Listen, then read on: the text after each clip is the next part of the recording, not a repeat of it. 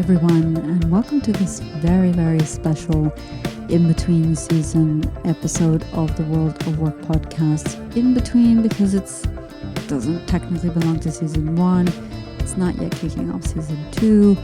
It's kind of like bridging in between the two, and it is still relevant to the topic of the world of work. Relevant for two reasons.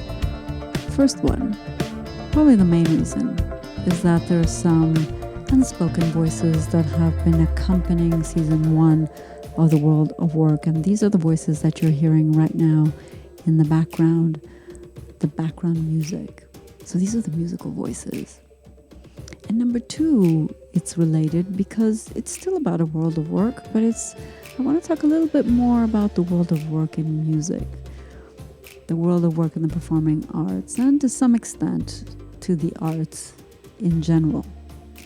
Now, it's a very broad topic. We could take it from so many different perspectives. But I want to focus on, first of all, the team, that worked with me on the musical project. And as I said, a little bit as well on the profession of what it means to be a musician, an artist, and especially how complicated that is nowadays. This pandemic has really been hitting everyone pretty hard. And I would dare say the entertainment business, the live events, the musicians, and the whole entourage around that, the whole world of professionals that are working within this field, but really, really challenged at the moment, as you can imagine. So actually, before talking about the team, I want to talk a little bit about the profession and kind of reflect on that. Because first of all, it is a profession. Although people may not see it or value it as a profession. If you've got friends that say, I'm an artist and a musician, you're like, oh, wow, cool. And what's your real job? How are you paying the bills? Because music, that you cannot live off of that, can you? And that's kind of worrying, right? When we ask these kind of questions and when we think in this way, because it tells you already a lot, not only how we perceive the world of the arts and the world of music, but also the economics behind it, right? There's a genuine concern in terms of saying, well, wait a second, how can you survive by just doing music? And I do think there's something absolutely off with that logic, because it's as if you're asking somebody, how can you survive by doing something that is so beautiful and that is your passion? How can you survive by bringing people together around emotions? How can you survive by creating emotions with people and making them resonate with you? Can you imagine what that actually means? Can you imagine the contrary? Can you imagine, for a second, imagine the world without music? Imagine a world without theater. We're already seeing that right now, right?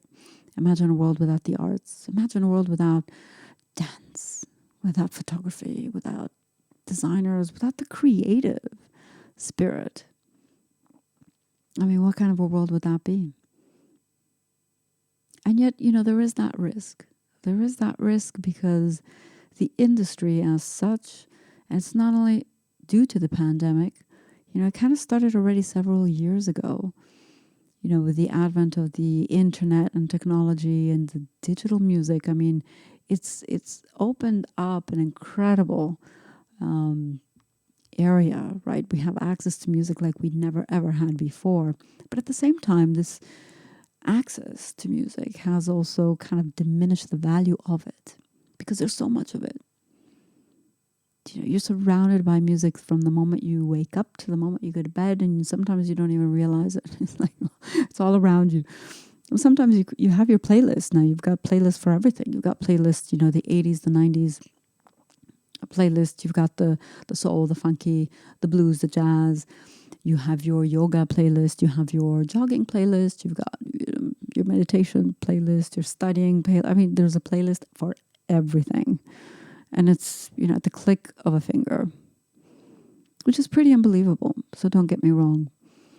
But the the the downside of that is that it has really taken away the value, assuming that it ever did have value, by the way, but it is eroding on the economics dramatically.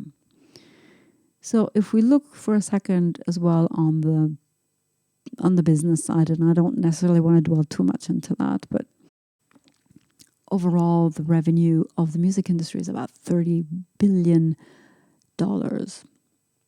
and it's growing. I don't know if you guys remember, there was a time when CD sales were going down, etc., that people thought that's the end of the music industry. Not at all. It's a growing, thriving industry still today. And the entertainment industry is about $770 billion. But what's changed is that people are using this art, the music, etc., the movies, through streaming. So the model has changed dramatically. You're no longer going to the movies necessarily, or you're no longer buying physical music, whether it's vinyl is going a little bit up, but it's still like 3% of the market. But you're no longer buying CDs. You're no longer buying any physical, tangible music product. You're streaming it. And even downloads, people are no longer downloading anymore. So the majority of those $30 billion US dollars, it's actually coming from streaming. And the three main platforms of that, that's Spotify, it's got 1/3 of the market share, Apple 18%, and Amazon Music about 11 or so percent. Now here's the math. For every song that you stream, the artist gets 0.0044 cents. That's Spotify. I think Apple is about, for every stream, is like 0.0060 cents. And Amazon is similar to Spotify. And you're paying, as a subscriber, you're paying about $10 a month to have access to 50 million songs. So that's about like $120 a year to have access to 50 million songs. Now, 50 million songs, that's a truckload of songs. I mean, I don't know about you. I would never, I don't think you have a lifetime available to listen to 50 million songs, but it's true. You have them available, any kind of type of song, whenever you want. And you can choose and pick and kind of skip until you find the song that you like, and after 2 minutes you continue to skip because you're like, I'm already bored of this one. But that's an amazing library of songs. In my time, $120, maybe I was paying what? I could be buying 7 CDs max if I had a good discount. Every CD has what, like about 20 songs? Okay, with good discounts, I could buy like 10 CDs. And 10 CDs is what, about 200 songs of my choice that I could hear. I'm not talking radio, I'm talking about CDs. It was okay. It was okay. It was okay. But now with that same amount of money, you've got access to 50 million. And the artist gets, for every stream, 0.00, let's do an average, 5 cents. 0.05 cents. So that means you need 1 million streams as an artist for that one song, 1 million streams to get about $5,000. $5,000 to produce a song. You start at minimum, really, with $1,500 at minimum. Very good studios goes way up, but on average, let's say something decent could be between $3,000, $5,000. As I said, it depends where you go. So to recoup just the production cost of a song, not to mention the promotion cost of a song, I mean, it's going to take you lots of downloads, lots of streams of your song. Because, by the way, if you don't promote your song, there's no way that your song is going to be heard amongst an ocean of 50 million songs. There's just no way. I mean, you may have a couple of streams from your friends. You may beg your colleagues, your family members, your grandparents, your kids, your neighborhood to stream a little bit. But I don't know if 1 million people, but hey, that's a pretty tough ask, isn't it? Just to recoup. So of course, people, it's really very difficult to live off of that passion, to live off of the art for which you dedicate your time, your energy, and your heart, quite frankly, to it. Of course, there's not only that in terms of revenue stream, you also have synchronization rights or licensing. If you're lucky to have your music played in movies or in TV series. Gaming is a big thing now too. And then the other big revenue stream is, of course, live performances. But as we were saying before, there are no live performances, And so it's not only, that's the world of the artist or the songwriter, which is, the economics are already pretty complicated. But then, as I was saying before, there's this whole entourage around it. The guys backstage that are making it happen, all the technicians, the sound engineers, the producers, the audio visuals. I mean, it is just a universe. And this universe is looking kind of dire at the moment and pretty dramatic. And so, yeah, it does beg the question, going to that famous friend of yours who's perhaps a musician and who may be struggling at the moment, how and why would anybody want to continue in this field? And that's the paradox, right? An artist will always create. Always. Always. It's just part of the essence of being an artist. Of never being satisfied and always looking for something and always looking to express something and always looking to resonate that something with somebody else. And so it's I'm not advocating for them to continue, because artists will always continue to do art, even if they may not be recognized for it or valued for it. But I do want to talk about it because I think it's important that the next time you stream a song, next time you listen to your iTunes, or to, even if you've paid that subscription, but just consider 0.0044 cents. We averaged it. Sorry, 0.0050 cents every stream. So choose your artist carefully. You're going to make him or her very happy when you do. And listen a lot of the songs of the same artist as opposed to hip hopping. But seriously though, I do think the economics of it are really very complicated at the moment. And I respect the profession. I respect the people working in this field. First of all, because they have a lot of courage to follow their passion, regardless of what society says. And regardless of the financials, they're still going to do it. And you know what?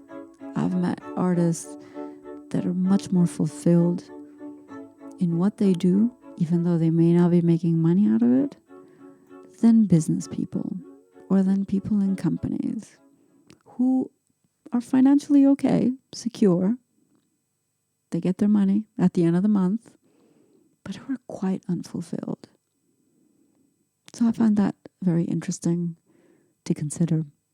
Now, that said, before talking about the team, because I promised I was going to talk about the team, in reality, this topic about art and the value that we give to art is not a new topic.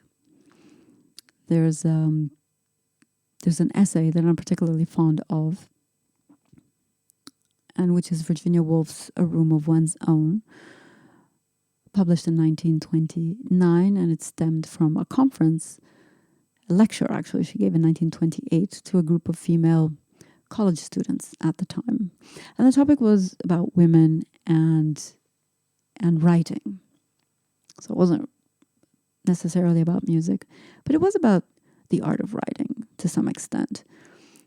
And yes, of course, she talks about the reasons, why is it that there were so few women writers? And lo and behold, the reason is probably, A, it was not expected from them, let alone were they expected to think.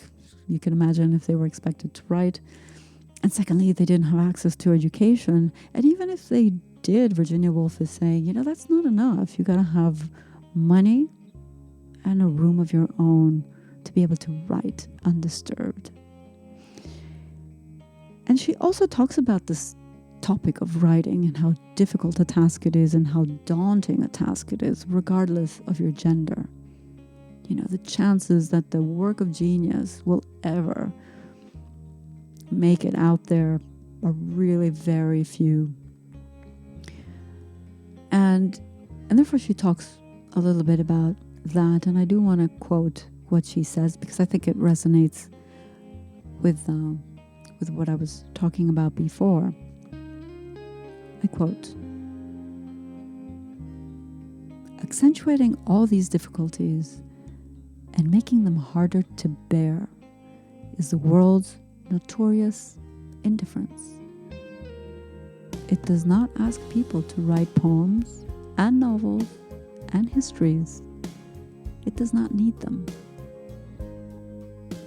It does not care whether Flaubert finds the right word or whether Carlyle scrupulously verifies this or that fact.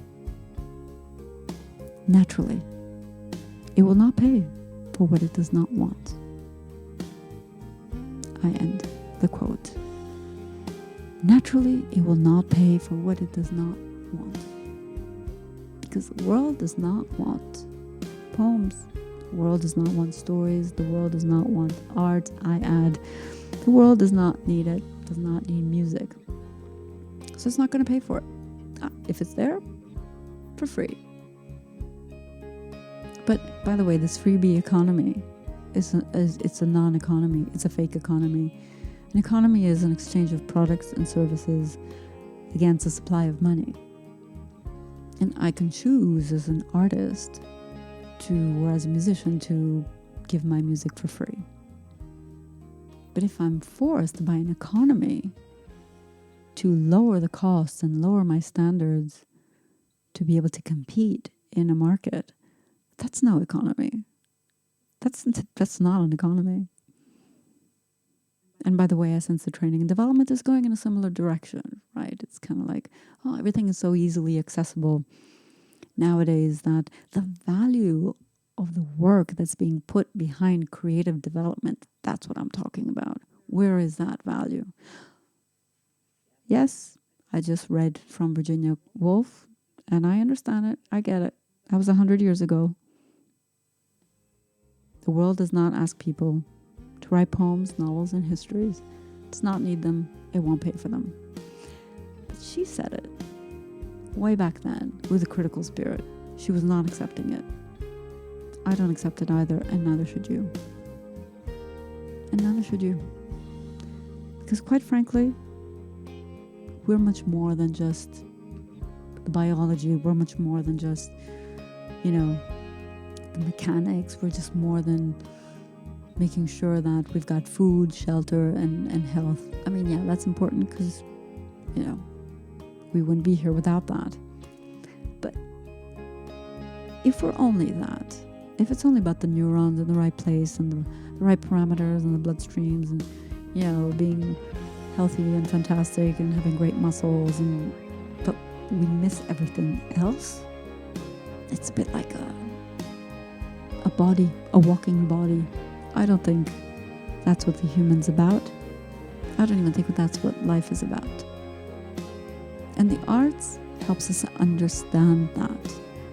The arts gives us a language to express that. And the arts gives us a way of connecting with one another.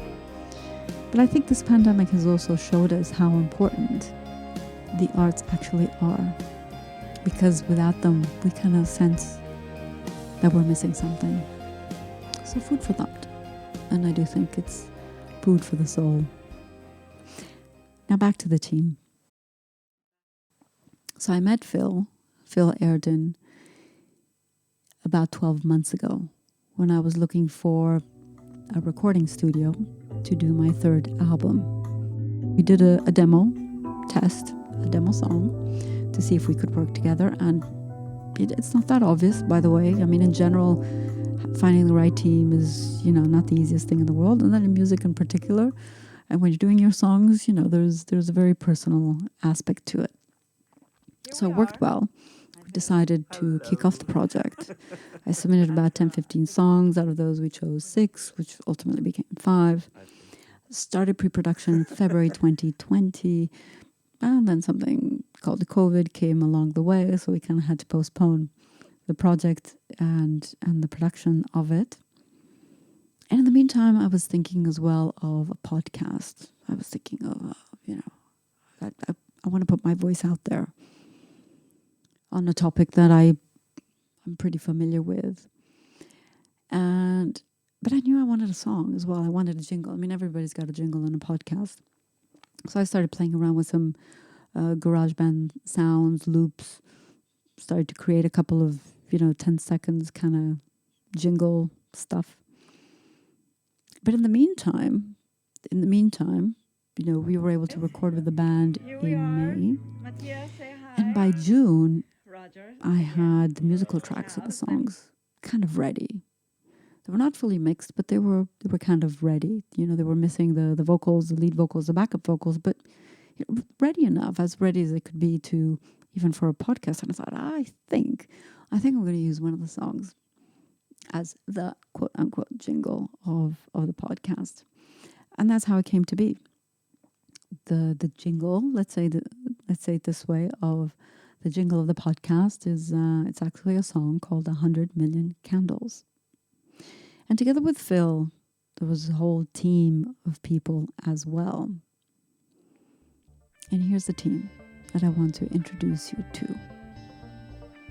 Roger Hinterman, the guy on the drums, the guy giving us the rhythm, the discipline, keeping us on point, persevering like there's no tomorrow.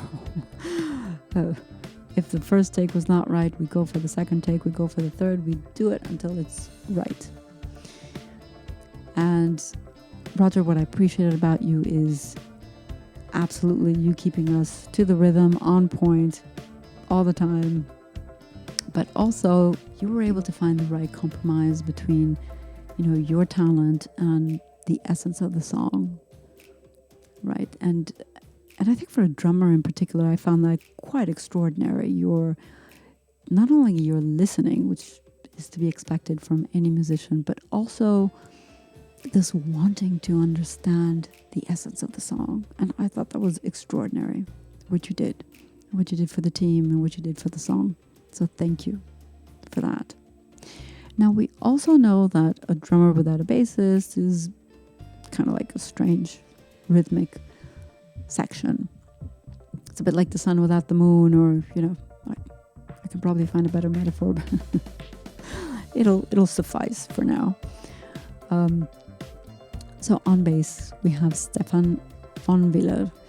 Stefan, you not only kept us to the rhythm, but you gave the songs the groove. You made us move to the songs. And without that, the songs have no energy. And you were able to bring that energy to the songs and to the team. So fantastic work. And also, in your case, being able to find that right balance between what you can provide, your talents, your creativity, but also respecting what the song is supposed to represent. So kudos Stefan for that groove. And then of course there's Matthias Horvath. I'm sure I'm pronouncing his last name wrong, but you will forgive me. I call him Matt, actually. Matt, the man on the guitar, the man that you keep hearing actually throughout the podcast. He's the man with the licks. with guitar licks, which are pretty extraordinary. And also, Matt, what I found really amazing was the sound you created around the guitar. That was also together with Philip, of course. But nowadays a guitar can sound like anything, like literally. You can make it sound like a violin if you want to. And you found that right sound that would have been just perfect, and it was just perfect for the song and for the others too. So thank you, Matthias. And then of course, that's just the musical part. But a song has lead vocals and also backup vocals sometimes.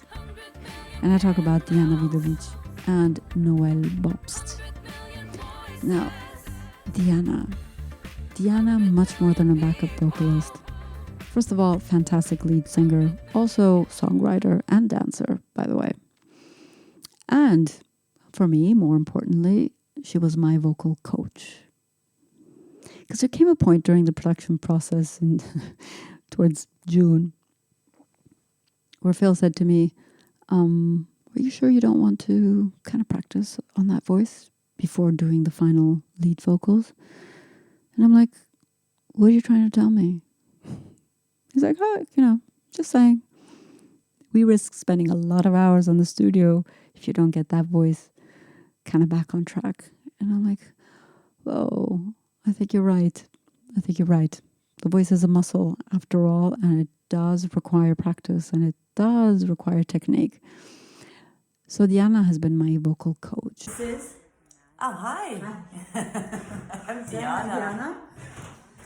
My vocal coach. She's doing great. Thanks to her, great teacher. And Diana, I thank you for really taking my voice to a level that I didn't even think was possible. By showing me different ways of using this instrument. And you were just fantastic along that process. And you took me along that journey of self-discovery and of experimenting different ways of singing. So thank you absolutely for that. And also for the extraordinary backup vocals you did, in particular for this song, what I'm talking about, but also for the other songs. And of course, Noel Bobst. What can I say about Noel Bobst? Except when I met her in the studio, she was like, tell me what you want me to do. Tell me what you want me to sing. I will sing it. Extremely focused, by the way. Extremely tell me what, I'm a machine. I can do anything. And I'm like, okay, what's your preferred range? High notes, mid notes, low notes. She can do any notes. And that is unbelievable. Extremely versatile. And also she has this ability of getting the tonality the way you want it to be. And the way that once again serves the song. And I do want to say, by the way, that backup vocalists are amazing lead singers usually. You would ask me, and by the way, I'm not a professional lead singer, but even, if you were to ask me to do backup vocals, I'm like, nah, not really. I know talented people who can do it much better than I can. So Noel, thank you for the amazing sense of focus and in discipline in getting those notes right, and actually never being happy with the result, which tends to be a little bit the problem many artists have, kind of like never happy. So that's a team. It's, with Philip, Stefan, Roger, Matthias, Diana, Noel, all together. It was a team effort. And I am convinced, actually, that, what brought us together, it's not only the project, it's not only, we're here for a goal to produce songs. And it's more than just putting your talent and your skills there. It is this common sense of work ethics. And if you were to ask me, for me, what makes a difference in a team that's really giving its utmost, in a team that's kind of just performing, it's this. It's the glue. It's this ethics, this commonality of saying, you know what? When you're in the studio, you give it everything you have. No excuses, no headaches, no sore throats.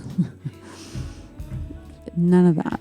If it doesn't work once, you will do it again. You will do it again. You will do it again. Because good enough is not good enough. Not in this world. Not in the world of the arts. And when you persevere, you're not looking actually for perfection. Even though some people are, but you're just looking to reach that moment. And it does happen. To reach that special moment when you say, this is it. Now the song has come to life. Now the song has a life of its own. It's as simple as that.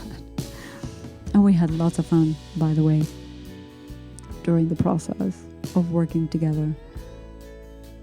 Somebody's losing it.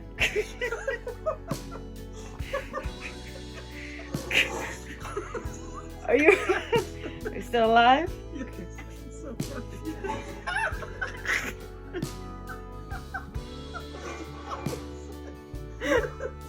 Garbage. A little bit.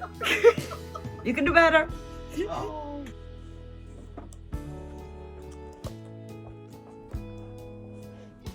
So, oh my God. Loud? Oh my goodness. I'm in the cave.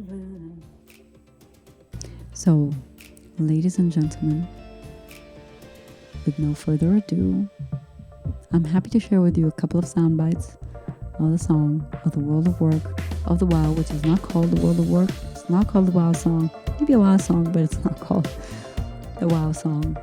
It's called 100 Million Candles. Enjoy it. Until the next time, as always, take good care.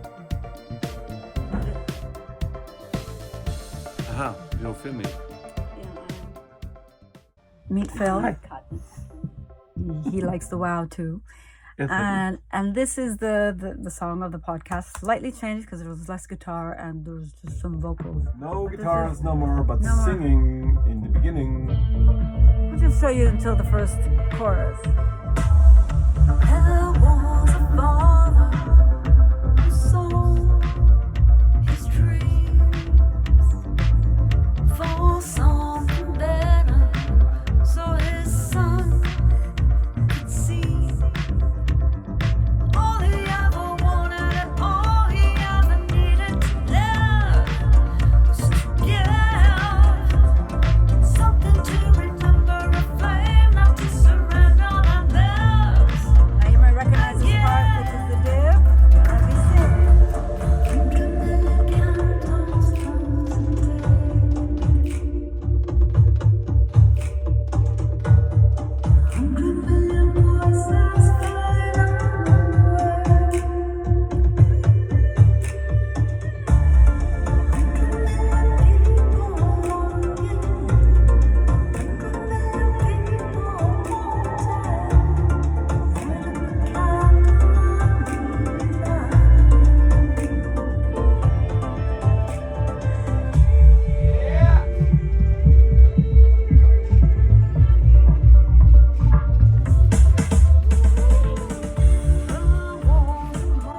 That's what the song's gonna sound like, and I think we are good with this song. I think so. Anyway, because it's to the WoW. See you. A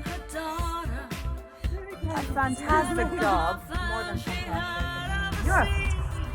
Well, say it again. You are fantastic.